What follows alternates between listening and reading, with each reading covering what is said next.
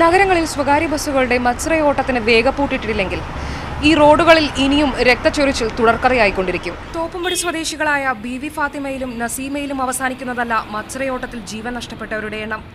സംസ്ഥാനമൊട്ടുക്ക് ഒട്ടനവധി നിരപരാധികളാണ് റോഡിൽ പിടഞ്ഞു വീഴുന്നത്.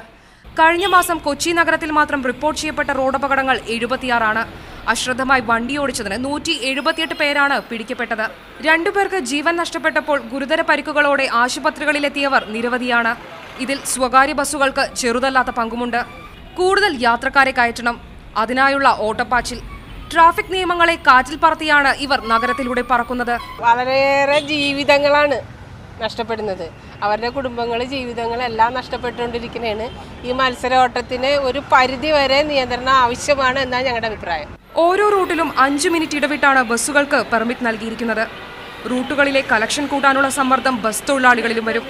മറ്റു ബസ്സുകളെ മറികടന്ന് കൂടുതൽ യാത്രക്കാരെ നേടാനും ഇവർ ശ്രമിക്കും.